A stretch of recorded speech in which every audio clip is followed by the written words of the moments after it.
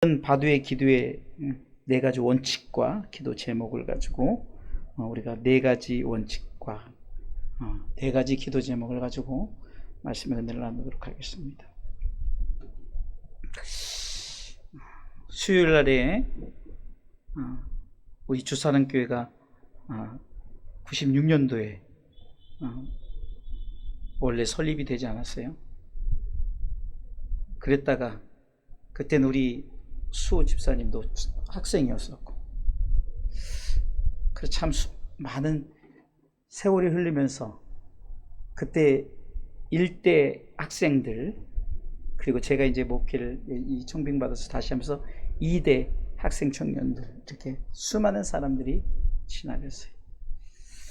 어제 그 중에 그 당시 중학생이었던 학생이 이제 40살이 돼서 찾아왔어요. 그러다가 한참을 이제 이런저런 얘기를 하는데, 제가 전에도 한번 말씀을 드렸지만 제가 자주 꿈을 꾼다고 그랬잖아요. 교회 부흥에 대한 꿈.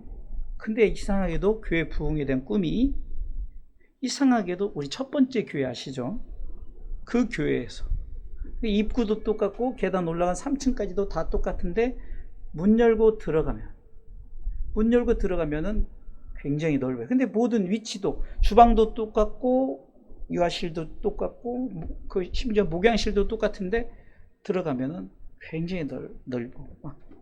그리고 그 전에 있던 그 이제 우리 교회에 처음에 신앙생활 했던 얼굴들이 많이 보였어요. 자주 꿈을 꿨는데, 근데 어제 그 학생, 지금은 이제 아직 결혼 안 했으니까 청년이더라고요. 40대 청년인데, 근데 목사님 저는 청년이긴 한데 청년회는 아니에요 그러더라고요. 우리 황수 집사님처럼. 근데 제가 어제 그때 이거구나 하는 생각이 든 게, 왜 자꾸 근데 그렇게 또 마음을 가져서 이제 어젯밤에 꿈을 또 꿈을 꿨는데 또 여전히 자꾸 이제 몰려드는. 가만히 보니까 우리 황수 집사님도 10년간을 방황하다가 주사랑교회 왔잖아요. 근데 제2의 또 한 청년을 보내주지 않을까. 그리고 그 당시에 한 학생이, 참 어떻게 보면 그 전체 리더 역할을 했던 청년이 학생이었죠. 그 당시는 그 당시 이제 고등학교 1학년이었었는데 고등학교 2학년이었구나. 근데 그 청년이 이제 지금 이제 모임을, 한울림이, 그 당시 그 학생회 이름이 한울림이었어요. 그러다 보니까 한울림 모임을 갖는다, 그 얘기를 하면서 자기 꿈이 다시금 다 모여서 함께 예배했으면 좋겠다, 그 얘기를 하는 거예요. 그리고 그 리더 역할했던 한 청년이, 영범이라는 청년이 까치산이 요 동네 산대요. 그러면서 목사님, 내가 영범이 형하고 꼭 와서 인사를 드리고, 또 우리 교회로 오니까 너무 좋더라는 거예요. 분위기가 옛날 분위기도 그대로 나고, 뭐 수요일날 뭐 아무 몇 명 오지 않았잖아요. 그런데도 너무 좋아서, 그리고 자기가 꿈꾸는 교회를 얘기를 하고. 그래서 제가 왜 서론에 서두에 이 말씀을 드리는가 하면은, 여러분들도 이제 앞으로 정말 여러분들이 눈물로 심었고 또 참 간절함으로 기도함으로 심지 않았어요?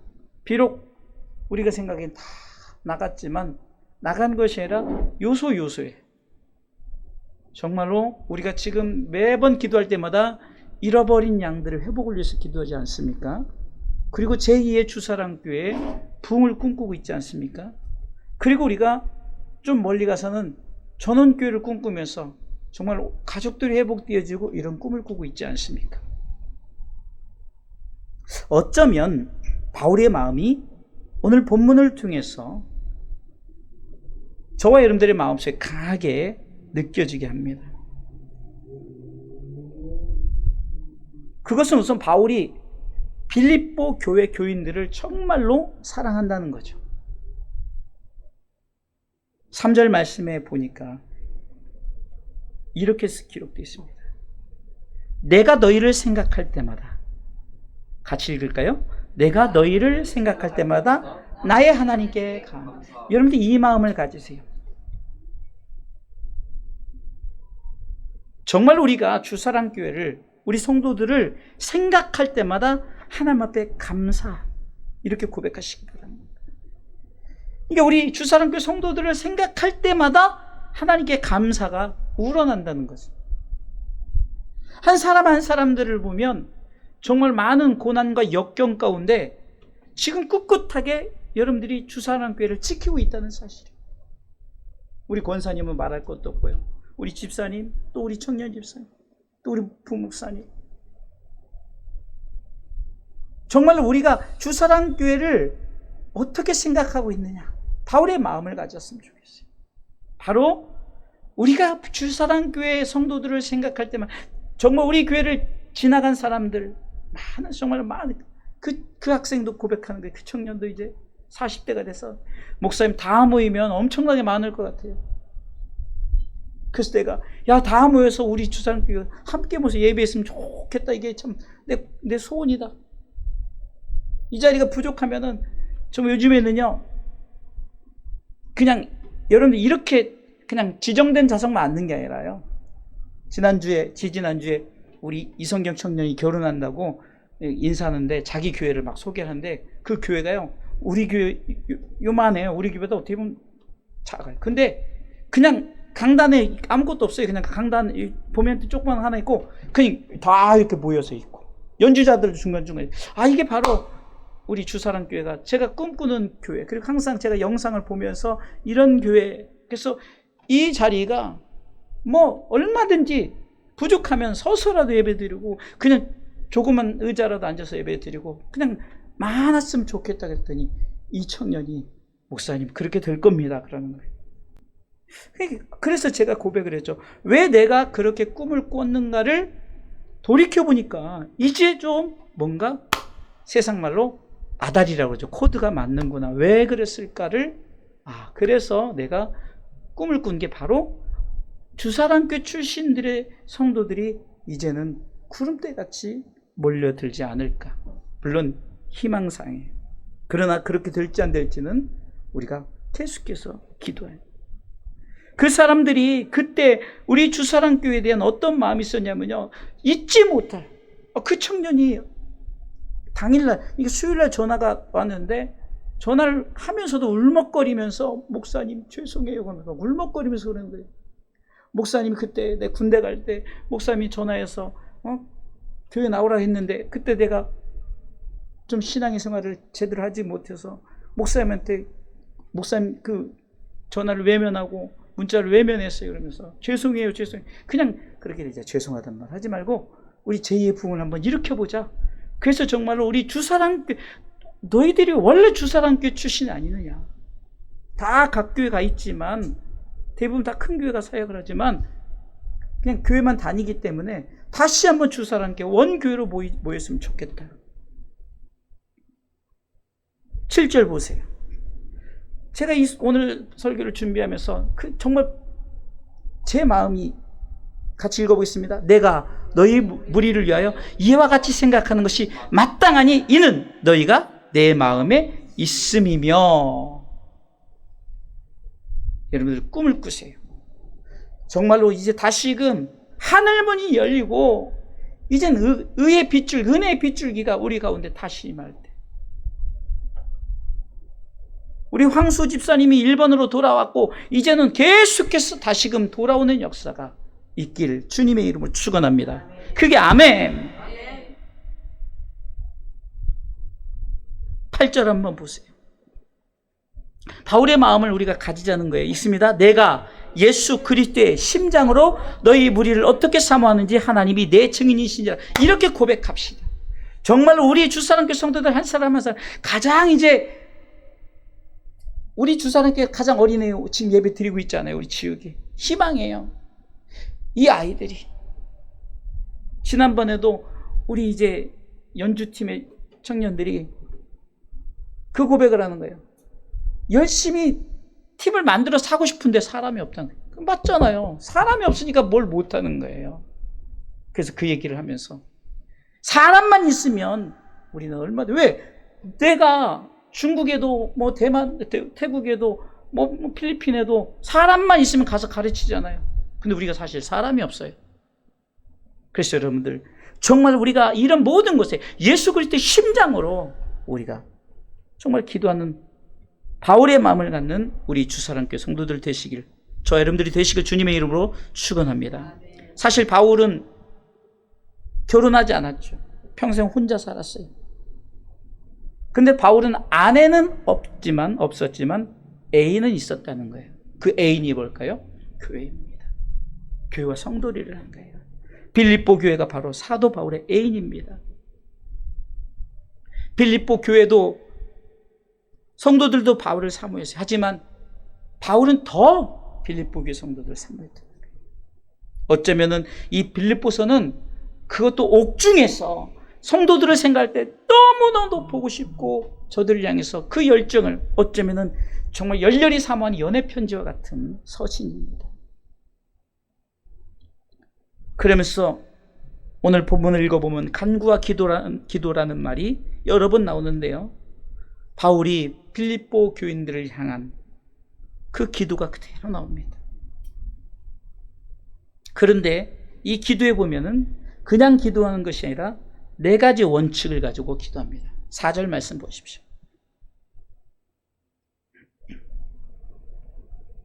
자, 읽어볼까요? 간구할 때마다 너희 무리를 위하여 기쁨으로 항상 간구하고. 이 4절 속에 바울의 기도의 4가지 원칙이 있어요. 간구할 때마다, 간구할 때마다. 간구의 기도죠. 간절히 기도하는 거죠. 이게 바울의 기도의 4원칙 첫 번째는 간구의 기도입니다. 간구할 때마다. 바울은 어떤 자세로 기도했을까요? 간절히 구했다는 거예요. 간구는 간절히 구했다. 간청이죠. 정말로 우리 주상교회 성도들을 향해서 다시금 회복되고 다시금 돌아오고 현재 있는 성도들뿐만 아니라 이전에 제가 목회했던 그 세대, 그 전에 목사님 목회했던 그 세대까지 하면은 정말로 이 자리가 차고 넘쳐서요. 우리가 정말 일을 해서 생각날 때마다 간절히, 그러니까 마음에 간절한 소원을 가지고 기도하시기 바랍니다. 누가복음 22장 44절에 여러분 예수님이 십자가 짐에 앞서서 겟세마네 동산에서 기도하는 모습입니다. 읽어보겠습니다. 예수께서 힘쓰고 애써 더욱 간절히 기도하시니 땀이 땅에 떨어진 핏방울같이 되다. 저는요 이 말씀을 통해서 땀이 그러니까 핏방울처럼 보였다라고 이렇게 생각을 했는데, 지난번에 대방교회 이 최석봉 목사님이 청년 때 정말로 기도를 했더니요, 정말로 내가 피를 토하는 기도를 했다는 거예요. 그냥 간이 저릴도록 기도한다. 간절이라고 그랬잖아요. 간이 저릴도록. 그냥 피를 토하면서 기도했다는 거예요. 아, 주님이 그냥 대충 기도한 것이 아니라 간절히 기도했구나. 자, 2번째 원칙은 무리를 위한 기도입니다. 너희 무리를 위하여. 간구할 때마다 너희 무리를 위하여. 이 무리라는 것은 나 외에 다른 사람이죠.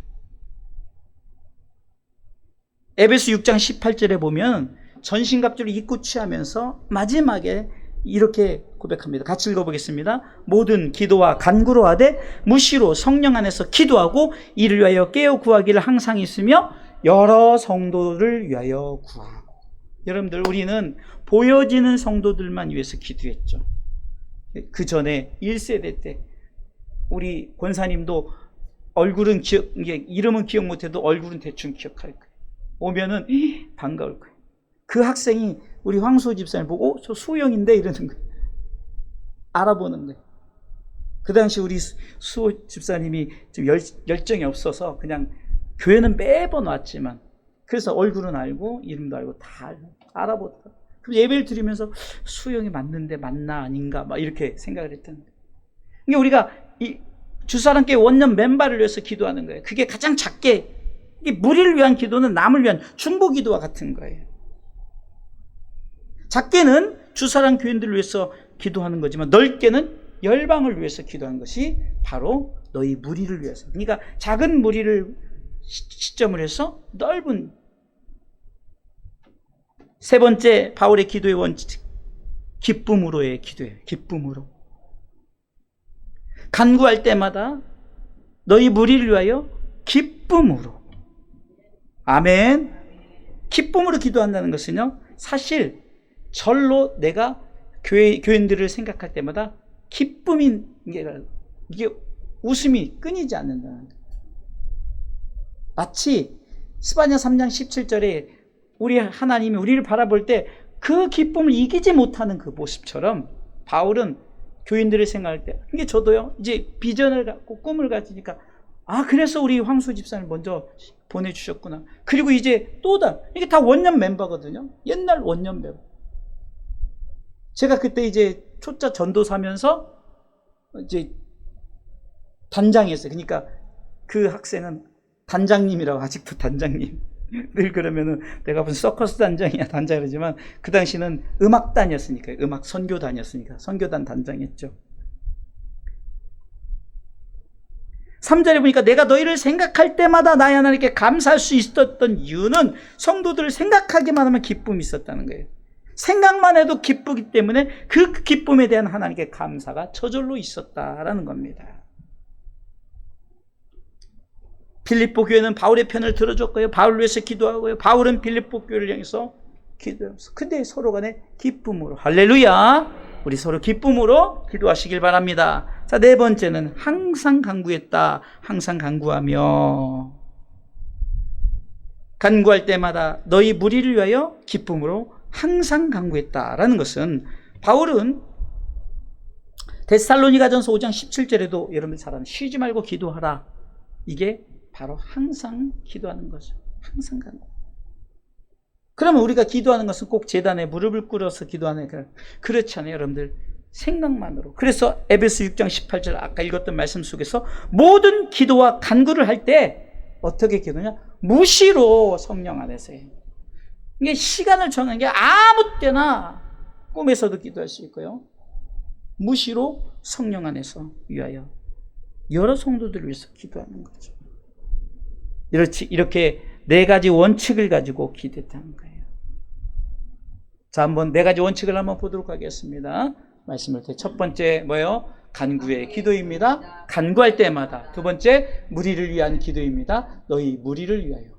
세 번째, 기쁨으로의 기도입니다. 기쁨으로. 네 번째, 항상 간구하였습니다. 항상 간구하며. 이 4절 말씀이 간구할 때마다 너희 무리를 위하여 기쁨으로 항상 간구하며.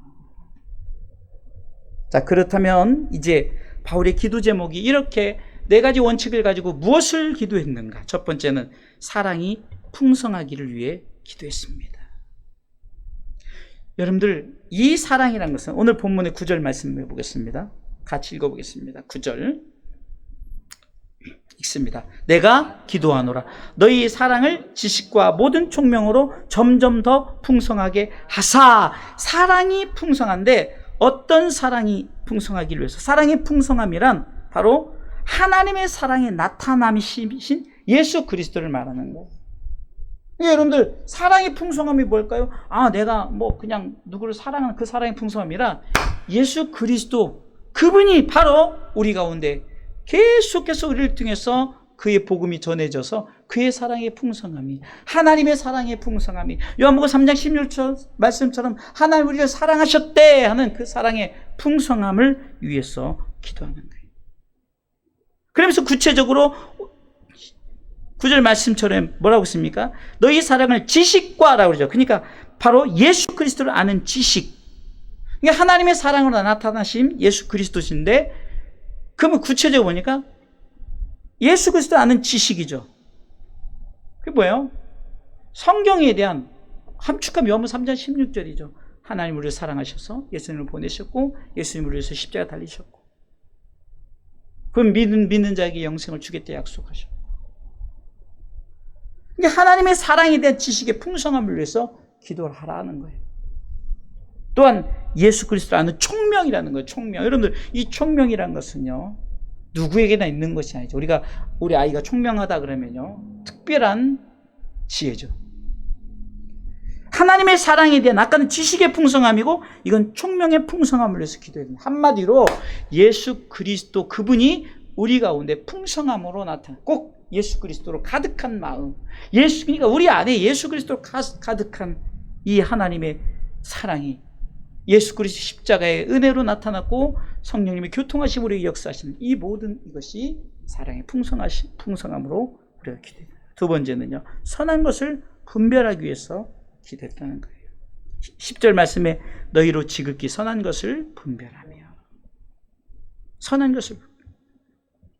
그러니까 사도 바울은 필립보 교인들이 사랑의 지식과 총명을 더해서 바른 지식이 무엇인지를 알고, 두 번째는요, 선한 것이 무엇이 선하고 무엇이 악한 것인지를 판단하는 삶을 주님이 오실 때까지 계속하기를 원했다는 거예요. 여러분, 선한 것에 대한 분별은 간단합니다. 선은 하나님이요, 악은 사단입니다. 선악과를 왜 따먹지 못했어요? 우리로 하여금 선악을 분별하게 되니까 우리가 힘든 거예요. 우리 속에 선과 악이 같이 존재하니까 힘든 거예요.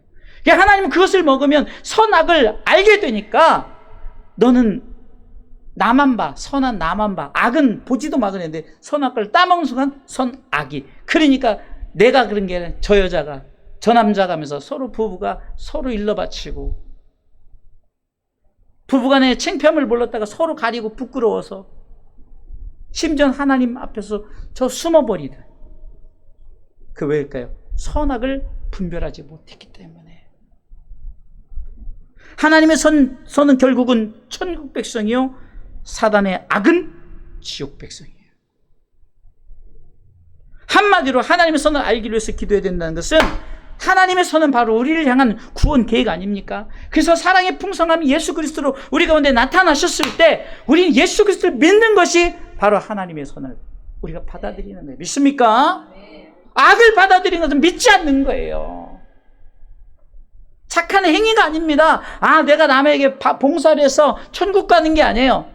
하나님의 구원 계획인 예수 그리스도 그 사랑의 풍성함을 받아들이고 믿고 나아갈 수 있도록 이 선에 대한 분별을 통해서 우리는 천국과 지옥을 가게 된다는 거예요. 그래서 우리가 이것을 끝까지 분별하시길 주님의 이름으로 축원합니다. 세 번째는 바울의 기도 제목은 의의 열매가 가득하길 위해서 기도했습니다. 11절 말씀해 보니까 같이 읽습니다. 예수 그리스도로 말미암아 뭐요? 의의 열매가 가득하여 하나님의 영광과 찬송이 되게 하시기를 구하노라. 하나님의 사랑의 풍성함을 위해서 기도해 그것을 받아들이고 우리가 하나님의 선을 선택하고 천국 백성이 되었을 때 결국은 우리 가운데 이제 마지막으로 최종적으로 기도할 게 뭐냐? 우리 성도들, 우리 모든 성도들의 삶에서 바로 의의 열매. 의의 열매가 뭘까요?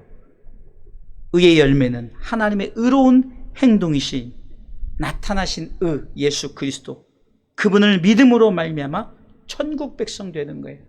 네? 천국 백성 되는 거예요. 한마디로 예수 믿고 구원받아 천국 백성을, 나만 천국 백성 되지 말고 많이 삼으라는 것이 열매죠. 열매라는 것은요, 포도 열매도 하나만 딸랑 붙어 있는 게 아니라 주렁주렁 있듯이.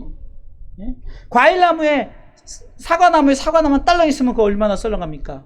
근데 그냥 주렁주렁 이와 같이 의의 열매도 마찬가지예요. 예수 믿는 사람이 예수 그리스도, 나는 포도나무여 너희는 가지니 하면서 이 가지 속에 의의 열매가 가장 그냥 이곳저곳에 가득 넘치는 것, 이것이 얼마나 아름다운 축복입니까? 바로 이것을 위해서 바울은 기도했습니다. 말씀을 정리합니다. 우리가 기도할 때, 간구할 때마다 너희 무리를 위하여 기쁨으로 항상 간구하십시다.